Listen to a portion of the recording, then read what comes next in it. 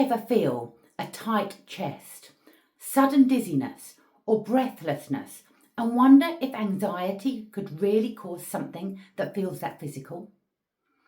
Do you ever feel so uncomfortable in your body that part of your worries something more serious might be happening? Maybe your symptoms seem to get worse the more you notice them, leaving you unsure whether this is anxiety, panic, or something else. Welcome back to our channel, where we talk about all things relating to anxiety and our mental well-being. In this video, we will be talking about whether anxiety can cause chest pain, dizziness, and breathlessness, why these symptoms can feel so frightening, and what can we do to help our body and our nervous system settle when this happens. If you have ever had these symptoms, you will know just how real they feel. A tight chest can make us wonder whether something is seriously wrong. Dizziness can make us feel unsteady, unsafe, and out of control. Breathlessness can create that horrible sensation that we cannot quite get enough air, even when we're breathing. And when symptoms feel this physical, it is no surprise that our mind starts asking questions. Is this anxiety? Is this panic? Is this something else going on? Why does it feel so intense? And why does it keep happening? So let's start by saying something really clearly. Yes, anxiety absolutely can cause chest pain, dizziness, and breathlessness. These symptoms are real. They are not imagined. They are not made up. They are not a sign that you're overreacting. They are genuine physical sensations that can happen when our nervous system moves into protection mode. Now, that said, I always want to be clear here. New, severe or unusual chest pain and sudden breathlessness should always be checked out medically. It's important not to self-diagnose. So if something feels new, severe, different or concerning, please do get it checked out. But for so many people, all the checks come back clear and the symptoms still keep returning. And that is often where anxiety may be playing a much bigger role than people realise. Now, as an anxiety specialist and therapist and founder of Better Your Life, I work with many people who feel stuck in exactly this kind of cycle. They have had the tests, they have been told everything looks fine, and yet their chest still feels tight, their breathing still feels wrong, and they still get sudden waves of dizziness that leave them feeling frightened and confused. What is often happening is that our nervous system is still reacting as though there is danger, even when there is no immediate threat. This is one of the reasons anxiety can feel so physical. When our nervous system senses danger, it prepares our body to protect us. Our breathing will change, our muscles may tighten, our heart may beat faster, our senses sharpen, our attention narrows on what feels wrong. This is not our body malfunctioning, it is our body trying to protect us.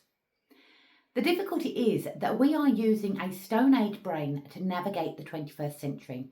Our nervous system is still designed to respond quickly to threat, but now the threats are often emotional, psychological, social, or internal rather than physical danger in front of us. So our body can react as though we are under threat even when the danger is not what it first appears to be. And once our body starts producing strong sensations, our mind naturally pays attention. We notice a strange feeling in our chest. We notice a breath that does not feel satisfying. We notice a wave of lightheadedness. And then our mind starts trying to work out whether we are safe or not. That fear then adds another layer of alarm, and the symptoms can then feel even stronger.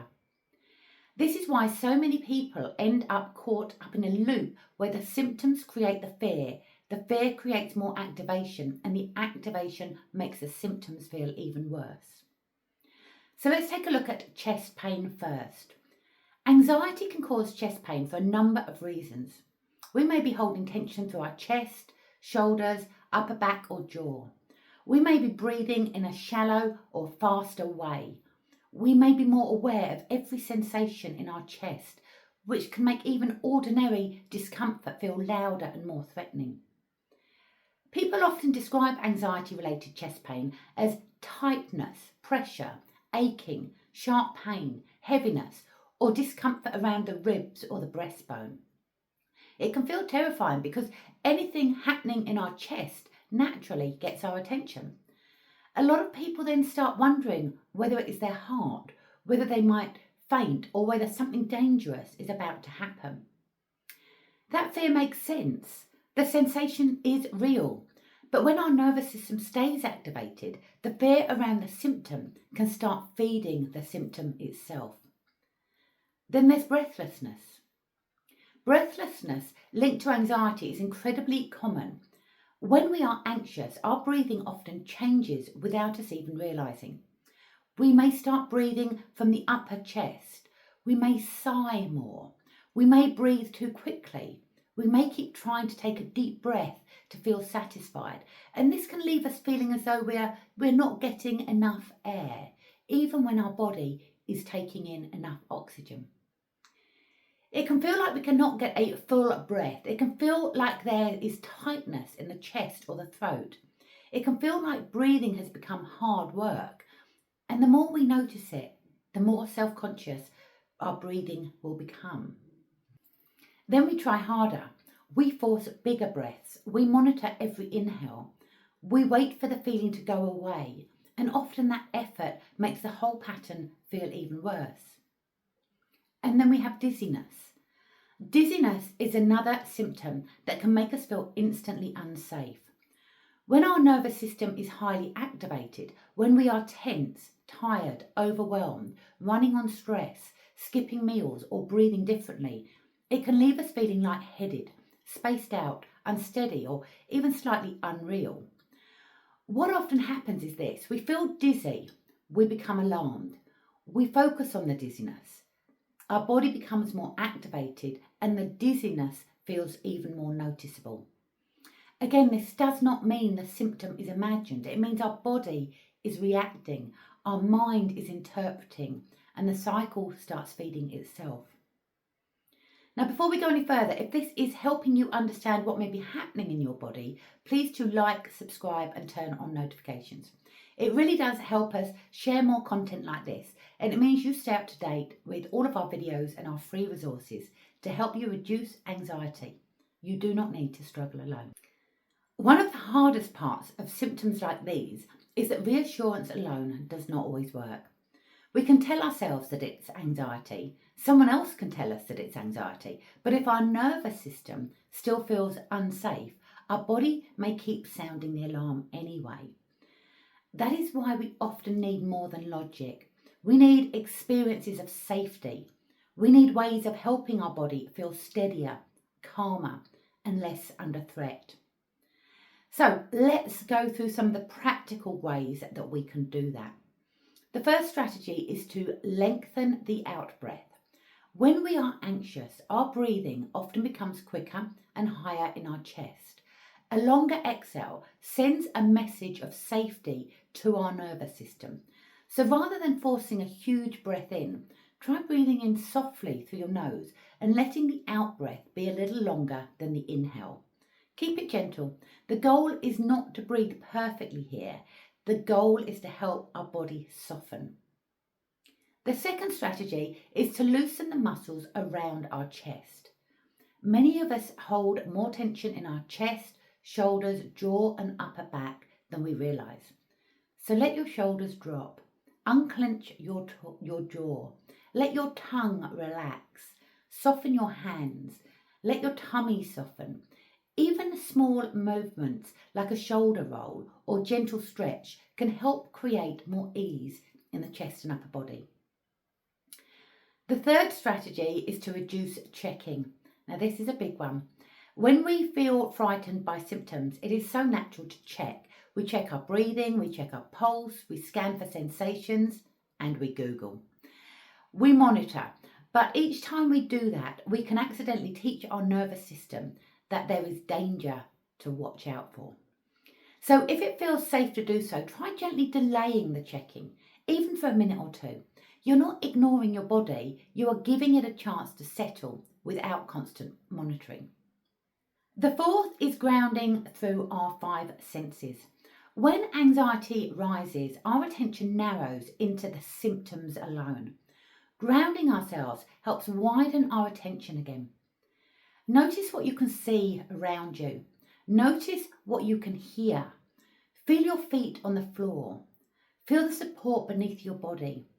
Hold something textured in your hand. This helps our nervous system orient ourselves to the present moment rather than staying locked into the alarm. The fifth strategy is changing position. Sometimes when we are anxious, we curl inwards on ourselves, we brace, we freeze, we hold ourselves tight. Sitting more upright, putting both feet on the floor, gently opening the chest or standing and walking slowly across the room can all help our body come out of that tightened position. Small shifts in posture can make a surprising difference. The sixth strategy is using sound. This is such an underrated tool. A gentle hum, a long sigh, softly singing under your breath or making a quiet sound on the exhale can help activate calming pathways in our nervous system. It activates the vagus nerve. Now it may sound simple, but it's very effective. The seventh strategy is using sensory settling. Cool water on your face, a cool flannel on the back of your neck, holding a lovely warm mug of tea, wrapping up in a blanket or placing a hand over your heart can all help to settle our bodies. Our nervous system responds to sensory input more quickly than many people realise, so these simple physical supports can be really helpful. And the eighth strategy is to stop trying to get back to normal immediately. Now, this one matters so much because when symptoms come on, most of us instantly try to force them away. We want to feel normal again right now, in this moment. But underneath that is the message that something terrible is happening and must stop immediately. Instead, see if you can shift that question from how do I make this stop right now to how do I support my body while this passes. That changes the whole relationship. Instead of fighting our body, we start tending to it. That might sound like, this feels frightening, but I have been here before and it does pass. Or my body is doing its alarm response thing and I can help it to settle. Those small shifts can reduce the fear that keeps the cycle going. I worked with one client who experienced sudden chest tightness while driving, followed by dizziness and fear that she would not get enough air. She had all the medical checks and everything was clear, but her fear did not stop. She became so afraid of it happening again that every sensation in her body started to feel loaded with meaning. Her body became the centre of attention while she began avoiding driving wherever possible. What helped was not simply trying to suppress the symptoms. We worked beneath them. We explored what her subconscious mind and nervous system were actually reacting to. And as that deeper pattern became conscious and resolved, her body no longer needed to keep sounding the alarm in the same way.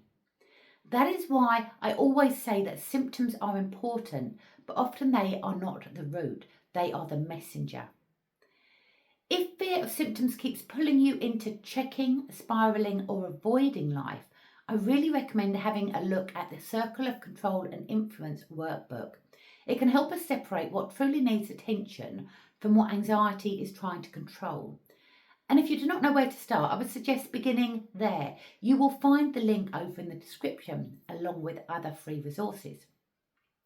And if you often feel as though you swing between overwhelm and shutdown, the Window of Tolerance workbook can also help you recognise your early signs and respond in a steadier way before things escalate.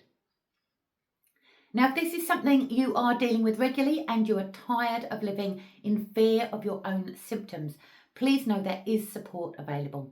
My name is Jennifer Roblin. I'm an anxiety specialist and therapist and the founder of Better Your Life. I have helped thousands of people understand anxiety more clearly, calm their nervous system, and move forward with more confidence and freedom. If you would like to explore working with me, you can click the link over in the description to find out more and book a free consultation call. You do not need to struggle alone. Now is the right time. to take back control of your life and free yourself from those anxious thoughts. So remember, chest pain, dizziness and breathlessness can absolutely be part of anxiety. They can feel intense, real and frightening. But when medical causes have been ruled out, it may be that our body is stuck in protection mode rather than danger. And that means change is possible. By understanding what your nervous system is doing, by responding with more steadiness rather than fear, and by working with deeper unconscious patterns that may be driving anxiety in the first place, we can begin to feel safer in our body again. So if this video has helped you, please do leave a comment below and let me know whether you have ever noticed a connection between your own anxiety and physical symptoms. Your experience may help someone else feel a little less alone. And please do like, subscribe and share this video with anyone else that you think might need it. At Better Your Life, we believe no one should have to live in fear of their own body or mind. With the right support, we can reduce anxiety, calm our nervous system and feel more like ourselves again.